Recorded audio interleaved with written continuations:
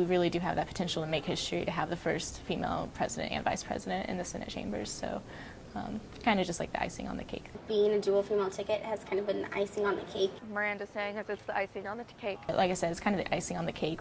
Of the 6 candidates running for student body president and vice president at the University of Kansas, 4 were women and 2 were men. Of the 3 sets of candidates, 1 included a double female ticket. If the Grow KU candidates could win the election, they would be the first women to have the presidential and vice presidential seats in KU Senate's 45-year history. The potential history that we could be making is so exhilarating, and it's been really cool because it's something Miranda and I are passionate about, but our entire team has gotten passionate about it, and a lot of just Grow supporters have gotten passionate about it as well, and just realizing that it's 2014. We've never had a dual female ticket. Things need to change. Times have changed. Let's catch up. And to see everyone kind of want to push us through and help make that happen has been so awesome. For me personally, I am a feminist. I identify very much as that. And so, Morgan and I have talked a lot about the fact that, we're really lucky that we never thought twice about doing this together, but we don't ever want, a strong woman coming after us to doubt that she can run with another woman just because it's never been done before. One of the barriers some women have to overcome when deciding to run for political office is confidence. Miranda Wagner was one of these women. Now she's confident in her campaign, but at first she was hesitant to run. It wasn't even her idea. My friend Alex, who's our campaign manager, he called me up one day when we were kind of talking about, who on our team, kind of who among Senate would be good for this position. And he asked me, what do you think is important for this? And I kind of listed off a bunch of things. Kind of the leadership qualities I've noticed, and he goes, all right, well, that's you, so why aren't you doing this? And this was in January, and it completely blew my mind. Saeed said she was raised around confident women that made it easier for her to be a leader. However, she has seen other women in her campaign struggle with confidence. I've been so blessed because I grew up in a household where my mom raised my 4 younger siblings and I alone. And then I went to an all-girls high school, which was all about empowering women. So I've been really lucky to see women in power and women who are in power and really great at it. So they've kind of paved the way for me, and I'm so grateful for that. But I do think that there are a lot of women, and we've experienced this in our campaign, who do have moments of doubt, who say, can I do this? Am I strong enough? Am I big enough? Am I good enough?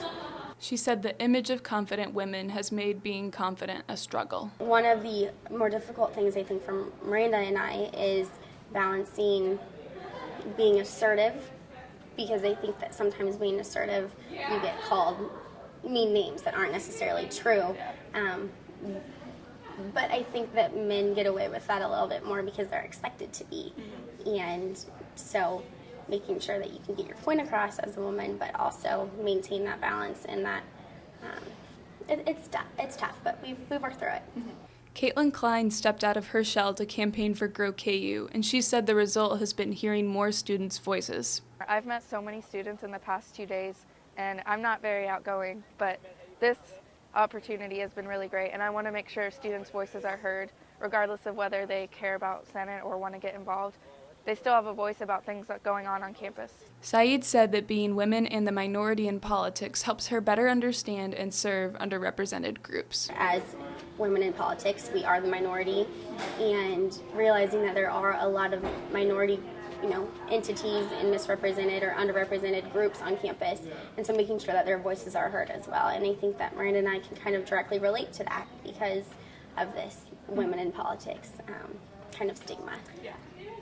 I think that women's leadership styles are a little bit different than men's, and it's not necessarily better or worse, but I think it's more emotional and empathetic.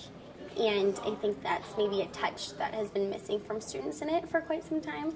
Miranda and I work really well together. I don't know if that necessarily has to do with us both being women or not, but I think that that's our biggest selling point, is that we really, really balance each other out. So overall, a great team.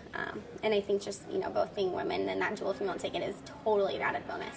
I am optimistic that maybe this will bring out people that, if they're otherwise not engaged in Senate, they'll be like, this is cool, this is potentially history making. It'll actually engage them in the campaign. It has been something where other women have said, not only do you have great ideas, but you're also women. I'm super excited about this. I'm more excited about this than I would have been otherwise. So hopefully that reflects some of our votes.